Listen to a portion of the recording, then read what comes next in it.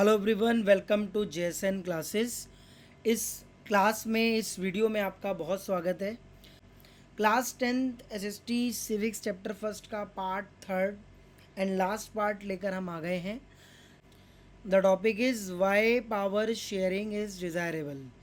क्यों power sharing एक desirable है या फिर क्यों इसकी इच्छा होती है सबको कि पावर शेयरिंग डिज़ायरेबल है, क्यों। Two different set of reasons can be given in favor of power sharing.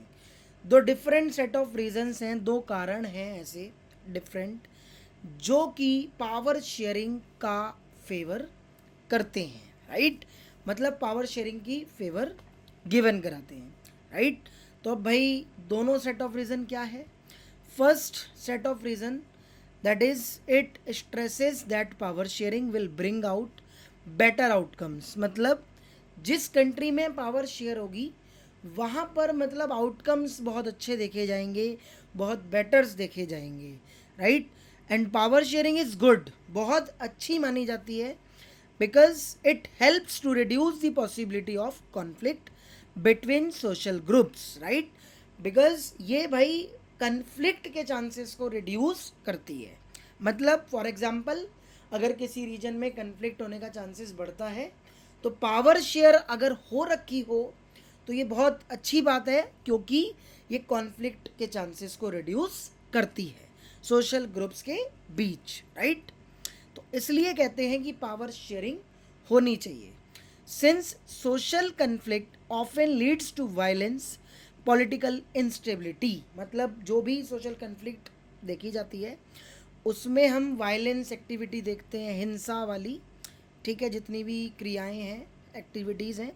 और पॉलिटिकल इंस्टेबिलिटी को देख पाते हैं, इंस्टेबिलिटी को, पॉलिटिकल इंस्टेबिलिटी को हम देख पाते हैं during the social conflict, right. अब पावर शेयरिंग होने से इनके चांसेस कम हो जाते हैं। तो power sharing is a good way to ensure the stability of the political order.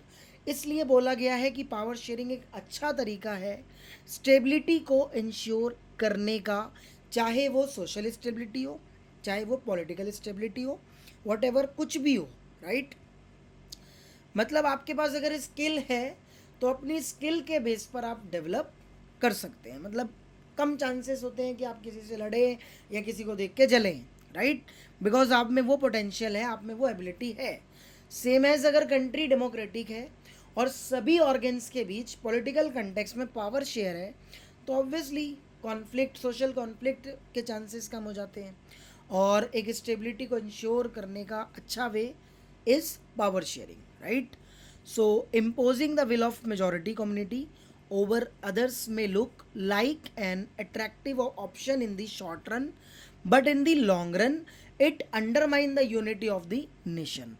मतलब शॉर्ट रन की बात हो या फिर किसी की भी चीज़ की बात हो, option attractive option short run की अगर बात हो कि कंट्री में मेजोरिटी इसकी है या फिर किसी की भी, बट मुद्दा ये है कि हम जब पावर शेयर करते हैं तो यूनिटी को इंश्योर करने की बात हो जाती है और अंडरमाइंस कर दिया जाता है यूनिटी ऑफ द नेशन को, राइट।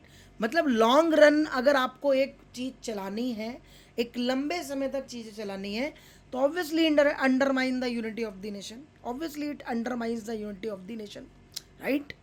तो इसलिए ही बोला गया है कि पावर शेयरिंग इसलिए भी डिज़ायरेबल है because it set of two major reason. It was like prudential and moral, right. तो आई होप आपको समझ आ गया हो।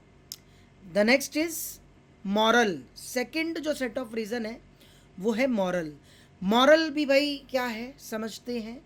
It emphasises that very act of power sharing is valuable. मतलब इसमें हम एक पावर शेयरिंग को वैल्यूएबल देखते हैं, एम्फेसाइज करते हैं बहुत, right. Because power sharing is the very spirit of democracy. Power sharing में बहुत ज़्यादा डेमोक्रेसी स्पिरिट होती है।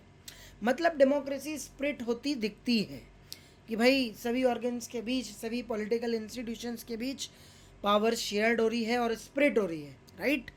People have the right to be consulted. लोगों पे एक राइट भी होता है, मतलब लोगों के पास एक कंसल्ट करने का अधिकार होता है। किस चीज़ का कंसल्ट करने का? On how they are to be governed, कि कैसे गवर्नड कैसे सिस्टम चल रहा है, मतलब लोग ही एक उत्तरा मतलब आंसरेबल गवर्नमेंट होती है टू दी पीपल, बट लोगों के पास एक अधिकार है कि वो सवाल जवाब कर सकें कि कौन सा सिस्टम कैसे चल रहा है. A legitimate government is one where citizens a legitimate government is one where citizens through participation acquire a stake in the system. मतलब एक लेजिटिमेट गवर्नमेंट एक ऐसी जगह होती है जहाँ सिटीजन्स मतलब पार्टिसिपेशन के थ्रू एक सिस्टम को चला पाते हैं. मतलब कि सारे नागरिक किसी ना किसी चीज़ में पार्टिसिपेटेड होते हैं, किसी न किसी चीज़ में एनरोल्ड होते हैं कि कैसे सिस्टम चल रहा है कैसे नहीं. तो ये मॉरल भी है, नैतिक, राइट, कि डेमोक्रेसी स्प्रिट होती दिखती है और people have the right to be consulted on how they are to be governed, right, कैसे किसको क्या करना है वगैरह कैसे चल रहा है. So this was all about the why power sharing is desirable. तो इस पर क्वेश्चन आने के चांसेस बने रहते हैं, right. So next topic is the forms of power sharing. ये चैप्टर का लास्ट टॉपिक है. नाउ इसमें हम समझेंगे कि डेमोक्रेसी आने से पहले, डेमोक्रेसी आने के बाद क्या है फॉर्म्स ऑफ पावर शेयरिंग, किस तरीके से पावर शेयर होती है और किस तरीके से बिफोर इस्टेब्लिश्ड डेमोक्रेसी और आफ्टर इस्टेब्लिश्ड डेमोक्रेसी, यानी कि before emerging democracy after emerging democracy हम देखेंगे पावर किस तरह से शेयर होती थी और होती है, right. The idea of power sharing has emerge in oppositions to the notions of undivided political power. सही बात है, इमर्ज होता है पोजिशन के अंदर to the notions of undivided political power, right.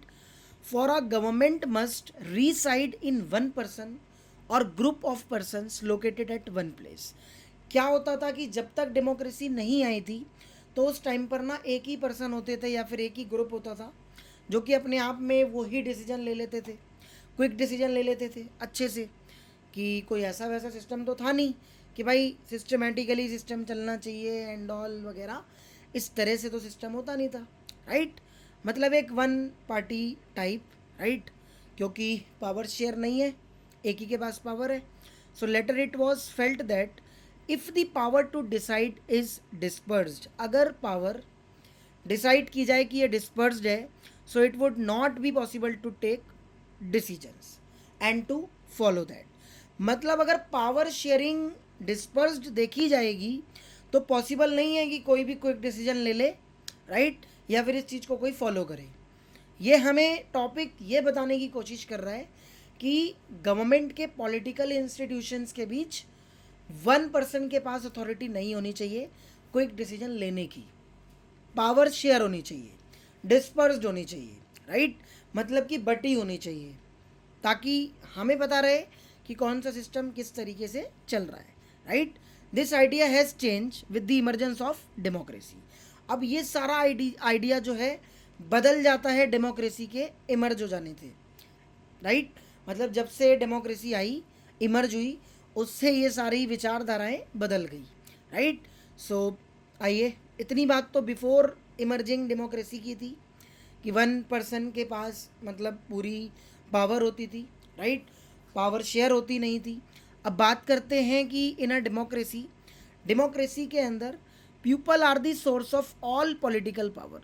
लोग ही एक सोर्स होते हैं सारी पॉलिटिकल पावर के, लोग एक सोर्स होते हैं, राइट. कहते हैं ना कि democracy is form of government in which elected by the people, to the people, for the people, by the people, right. So वही बात है. People rule themselves through institutions of self governance and everyone including minorities has the voice in the shaping of public policies. मतलब people जो है ना rule करते हैं institutions के थ्रू सेल्फ गवर्नेंस करने के लिए, एंड एवरीवन इंक्लूडिंग सारे पर्सन्स मतलब इंक्लूड रहते हैं, चाहे मेजॉरिटी के हों चाहे माइनॉरिटीज़ के हों. मतलब हर पर्सन एक आवाज़ उठा सकते हैं पब्लिक पॉलिसीज़ के शेप में, मतलब एक सवाल जवाब कर सकते हैं कि क्या सिस्टम, कैसा सिस्टम कैसे चल रहा है. अगर हमें वो चीज़ नहीं समझ में आ रही है तो हम उसके अगेंस्ट में प्रोटेस्ट भी कर सकते हैं, हम उसके अगेंस्ट में वॉइस भी उठा सकते हैं, मतलब आवाज़. यही एक डेमोक्रेसी की खासियत है कि लोगों के पास ना अधिकार दे दिया जाता है, और यही पावर शेयरिंग है कि अगर पॉलिटिकल इंस्टीट्यूशंस के बीच पावर शेयर होगी तो सही बात है, ठीक है, बढ़िया चलेगा. So it follows that in a democracy political power should be distributed among as many citizens as possible. तो इसी चीज़ को फॉलो किया जाता है डेमोक्रेसी के अंदर कि जितने भी टाइप्स की पॉलिटिकल पावर है उसे डिस्ट्रीब्यूट किया जाए अलग अलग सिटीजन्स में या फिर मैनी सिटीजन्स में, जैसा भी पॉसिबिलिटी बने या जैसी भी बने, राइट. तो आइए अब हम ये समझेंगे कि डेमोक्रेसी तो इमर्ज हो गई. अब डेमोक्रेसी इमर्ज हो जाने से किस तरीके से पावर शेयर की जाती है, राइट. ये एक सबसे बड़ा मतलब क्वेश्चन बनेगा. तो ये आपने बहुत अच्छे से क्लियर करना है कि डेमोक्रेसी के आने से कैसे पावर शेयर होती है, कौन कौन से फॉर्म्स में या क्या क्या फॉर्म्स होते हैं वगैरह ये सब, right. So in modern democracy power sharing arrangement can take many forms. Modern democracy में power sharing arrangement different different forms में देखी जाती है, वो हम इस पूरे टॉपिक में समझेंगे. सो देखेंगे कि किस तरीके से पावर शेयरिंग अरेंजमेंट कैसे देखा जाता है. So power is shared among different organs of government. Power जो शेयर्ड होती है वो अलग अलग ऑर्गन्स ऑफ गवर्नमेंट में देखी जाती है, such as legislature, executive, judiciary, right. मतलब इन 3 ऑर्गन्स में पावर शेयर्ड की जाती है. This arrangement is also called horizontal distribution of power. इस अरेंजमेंट को मतलब इस डिस्ट्रीब्यूशन को हम हॉरिजॉन्टल डिस्ट्रीब्यूशन ऑफ पावर भी कहते हैं, right, because it allows different organs of government placed at the same level of exercise different powers, right. देखिए बोला गया है कि इसके अंदर अलग अलग ऑर्गन्स गवर्नमेंट के अलाउ किए जाते हैं, right. Place at the same level of exercise different powers. मतलब ऑर्गन्स डिफरेंट हैं बट लेवल सेम है, राइट. पावर जो डिफरेंट डिफरेंट देखी जाती है ना अलग अलग ऑर्गन्स की, लाइक लेजिस्लेचर्स की अलग, एग्जीक्यूटिव्स की अलग, जुडिशरी की अलग, राइट. तो यहाँ पर आपने सेम लेवल पे मतलब डिफरेंट पावर्स को एक्सरसाइज किया जाता है. सिंपल ये चीज़ आपने समझनी है, इन चीज़ को अलाउ किया जाता है. Simple, it allows different organs of government placed, अलग अलग ऑर्गन्स देखे जाते हैं, right, at the same level of exercise different power. Same level में अलग अलग पावर्स को एक्सरसाइज किया जाता है. सेम लेवल मतलब हॉरिजॉन्टल लेवल है. कौन सा लेवल है गाइस? Horizontal level. माइंड लगाना, समझना. एक हॉरिजॉन्टल लेवल होता है, एक वर्टिकल लेवल होता है, एक सोशल ग्रुप्स वाला लेवल होता है और एक अलायंस पॉलिटिकल पार्टीज के बीच पावर शेयरिंग, राइट. अभी हम धीरे धीरे समझेंगे.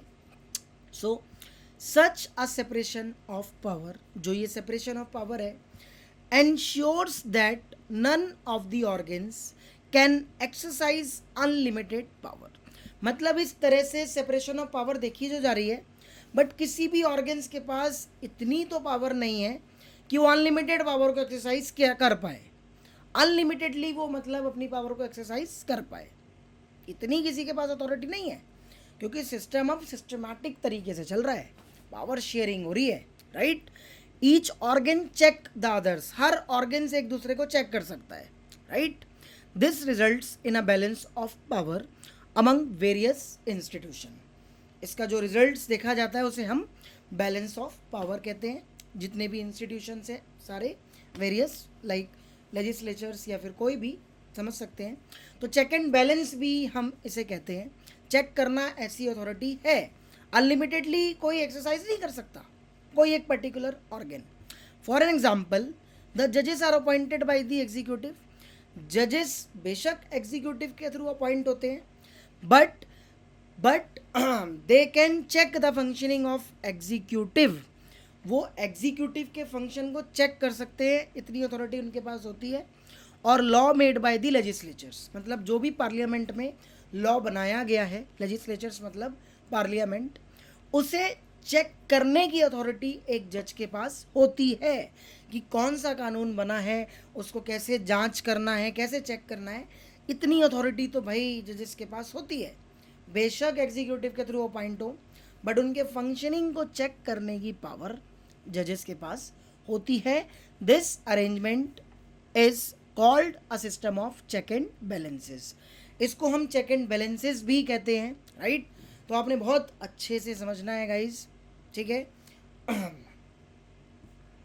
नेक्स्ट फॉर्म समझेंगे, that is power can be shared among different governments at different levels. अलग अलग गवर्नमेंट्स के बीच पावर शेयर होती है अलग अलग लेवल्स में.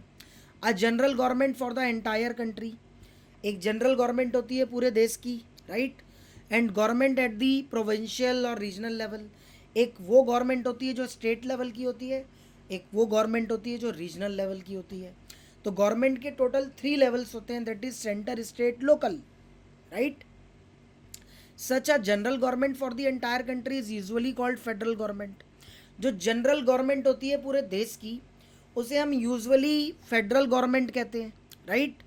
अब in India we refer to it as the central or union government.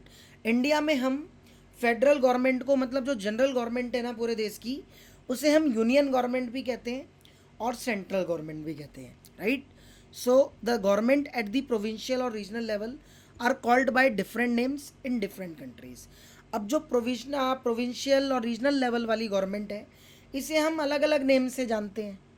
अलग अलग कंट्री में इसको अलग अलग नेम से जाना जाता है. अब हमारे कंट्री में अलग है, दूसरी कंट्री में अलग है. तो मतलब जो स्टेट लेवल की गवर्नमेंट होती है या फिर रीजनल लेवल की गवर्नमेंट होती है, वो डिफरेंट नेम से जानी जाती है डिफरेंट कंट्रीज़ में, right.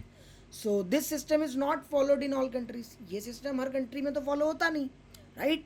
So there are many countries, ऐसी कई सारी कंट्रीज़ हैं where there are no provincial or state government. अब आपको ऐसी बहुत सारी कंट्रीज़ मिल जाएंगी जहाँ पर कोई प्रोविंशियल फॉर्म्स ऑफ गवर्नमेंट नहीं है, ना ही स्टेट गवर्नमेंट्स है. But in those countries, but उन कंट्रीज़ में like ours where there are different levels of government, government के डिफरेंट लेवल्स होते हैं जहाँ, and that is called vertical division of power, right. Clear. जहाँ पर गवर्नमेंट के डिफरेंट लेवल्स होते हैं वहाँ पे वर्टिकल डिवीजन ऑफ पावर बोला जाता है. अब आप इस मुद्दे से एक चीज़ पकड़ो, ये सिस्टम हर कंट्री में फॉलो नहीं किया जाता, और कुछ कंट्री तो ऑल्दो ऐसी हैं जहाँ पर स्टेट गवर्नमेंट या फिर प्रोविंशियल गवर्नमेंट तो होती ही नहीं. लेकिन दोज कंट्रीज़ लाइक अवर्स, उन कंट्रीज़ में से ऐसी भी कंट्री हैं जैसे हमारी, लाइक अवर्स मतलब हमारी, जहाँ पे डिफरेंट लेवल्स ऑफ गवर्नमेंट है, जिसे वर्टिकल डिवीजन ऑफ पावर कहते हैं. तो और कंट्रीज़ के एग्जांपल से हमने अपनी कंट्री के एग्जांपल से समझा कि कुछ ऐसी कंट्री जहाँ स्टेट गवर्नमेंट नहीं होती, बट अगर हम अपने ही कंट्री के पर्सपेक्टिव से समझें तो हमारी कंट्री में डिफरेंट लेवल्स ऑफ गवर्नमेंट होती है, जिसे वर्टिकल डिवीजन ऑफ पावर कहा जाता है, right. This is what is found in Belgium but not in Sri Lanka. ये चीज़ बेल्जियम में तो देखी गई लेकिन श्रीलंका में नहीं देखी गई. ऑल्दो हमने पूरा चैप्टर पढ़ा तो यही चीज़ तो समझी, राइट, कि अकोमोडेशन बेल्जियम में हो गई बट श्रीलंका में तो फोर्स किया गया कि लीव करो कंट्री को भाई. आउटकम देखा गया कि वहाँ सिविल वॉर हो गया. So the same principle can be extended to lower levels of government like municipalities and panchayat. ये सेम मतलब प्रिंसिपल एक एक्सटेंड होता दिखता है लोअर लेवल ऑफ गवर्नमेंट में भी. जैसे म्यूनसिपैलिटीज़ मतलब एमसीडी गवर्नमेंट, पंचायत मतलब रूरल एरिया की गवर्नमेंट. तो मतलब ये एक अनदर काइंड ऑफ गवर्नमेंट है जो कि लोकल लेवल पर चलती है, स्पेसिफिक रूरल एरिया में और अर्बन एरिया में, राइट. तो हमने एक चीज़ समझी, एक हॉरिजॉन्टल डिस्ट्रीब्यूशन ऑफ पावर और एक वर्टिकल डिवीजन ऑफ पावर. ये भी समझा कि भाई कुछ कंट्री ऐसी भी है जहाँ स्टेट गवर्नमेंट नहीं देखी जाती, बट हमारी कंट्री में के पर्सपेक्टिव से हमने देखा कि बिल्कुल हमारी कंट्री में तो डिफरेंट लेवल्स ऑफ गवर्नमेंट है, स्टेट वाइज भी और एक प्रोविंशियल वाइज भी, राइट. और थर्ड काइंड ऑफ गवर्नमेंट भी है. Clear. So next is power में ऑल्सो भी shared among different social groups. मतलब एक पावर ऐसे भी शेयर होती है जहाँ पे डिफरेंट सोशल ग्रुप्स देखे जाते हैं, मतलब एक सामाजिक तबदा अलग अलग टाइप से. सच एज द रिलीजियस, वो धर्म से संबंधित भी हो सकते हैं. लिंग्विस्टिक ग्रुप्स, लैंग्वेज से संबंधित या फिर रिलेटेड भी हो सकते हैं.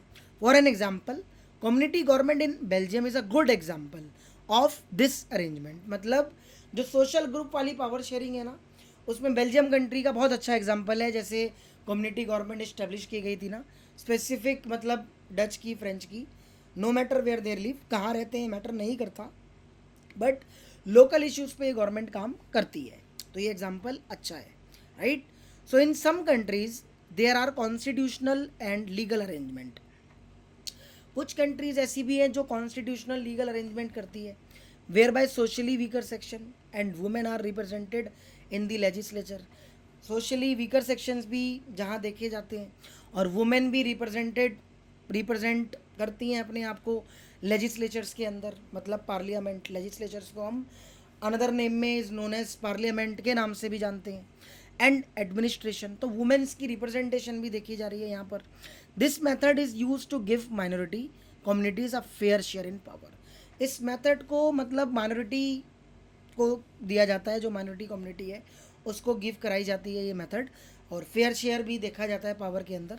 एक ये भी अरेंजमेंट है सोशल ग्रुप्स के अंदर, जो भी सामाजिक के वीकर सेक्शंस हैं या फिर जो भी वुमेन्स रिप्रेजेंट होती दिख रही हैं, स्पेशली ये मेथड यूज्ड होता है गिव माइनॉरिटी कम्युनिटी के अंदर, राइट। उन्हीं को ही गिव कराया जाता है आप फेयर शेयर इन पावर, ताकि फेयर शेयर हो power, right. And the last is power sharing arrangement can also been seen in the way political parties. एक पावर शेयरिंग पॉलिटिकल पार्टीज में भी देखी जाती है, such as the pressure groups and movements control or influence those in power. एक political parties के अंदर भी पावर शेयरिंग देखी जाती है, like pressure groups and movements control or influence those in power, right. In our democracy the citizens must have freedom to choose among various contenders of different political parties for power. Democracy के अंदर ये चीज़ बहुत अच्छी है कि एक freedom मिली हुई है लोगों को, और एक सिटीजन्स के पास ना आज़ादी है अलग अलग कंटेंडर्स को मतलब देखना और उन्हें चूज़ करना कि भाई कौन सा लीडर किस पॉलिटिकल पार्टी के लिए अच्छा है वगैरह, ये सब यही एक अधिकार मिल जाता है सिटीजन्स को। मतलब ऐसा नहीं है कि हमें कुछ पता नहीं है और कुछ भी चल रहा है। In democracy power is shared among different political parties. Democracy के अंदर पावर शेयर होती है अलग अलग पॉलिटिकल पार्टीज के बीच। Sometimes this kind of sharing is direct. कभी कभी ये जो टाइप है पावर शेयरिंग का वो डायरेक्ट देखा जाता है। व्हेन टू और मोर पार्टीज, जब भी दो या दो से ज़्यादा पार्टीज फॉर्म होती है एज एन अलायंस में, फिर वो इलेक्शन कंटेस्ट करती है, जब ये डायरेक्ट शेयरिंग देखी जाती है। ये भी आप समझना, डायरेक्ट शेयरिंग कब देखी जाती है, जब दो या दो से पार्टीज एक अलायंस बिल्ड करे टू कंटेस्ट इलेक्शंस को कंटेस्ट करने के लिए। फॉर एन एग्जांपल, जैसे एनडीए अलायंस है, नेशनल डेमोक्रेटिक अलायंस, इसमें दो या दो से ज़्यादा पार्टीज मिलकर एक अलायंस बना रही हैं। If their alliance is elected, अगर इनका अलायंस इलेक्ट होता है, so they form of coalition government. फिर एक कोलिजन फॉर्म्स ऑफ गवर्नमेंट भी देखी जाती है एंड दस शेयर पावर। फिर उसके बाद सबको पावर शेयर की जाती है। फॉर एन एग्जांपल, नाउ अभी इलेक्शंस हुए हैं तो एनडीए अलायंस जीता है, बीजेपी की 240 सीट्स आई हैं, और उसके जितने सपोर्टर्स हैं एज एन अलायंस संगठित, जितने संघ हैं, उन सभी के बीच पावर शेयर हो रही हैं, और उस फॉर्म्स ऑफ पावर शेयरिंग को हम कहते हैं कोलिजन गवर्नमेंट, राइट। कि सरकार एक कोलिजन फॉर्म में भी देखी जाती है एज एन अलायंस, और उसके बाद उसमें पावर शेयर की जाती है, राइट।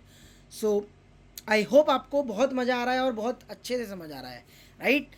तो वीडियो पॉज करके सुनेंगे तो आप बिल्कुल अच्छे से समझ पाएंगे। कुछ नहीं है, इस टॉपिक में हमने समझा forms of power sharing, right. In a democracy we find the interest group like traders, businessman, industrialist, farmers, industrial workers, इन सबको हम देखते हैं, फाइंड करते हैं। They also will have a share in governmental power. ये भी अपनी मतलब गवर्नमेंटल पावर में अपने शेयर देते हैं, right. Either through participation in governmental committees और bringing influence on the decision making process.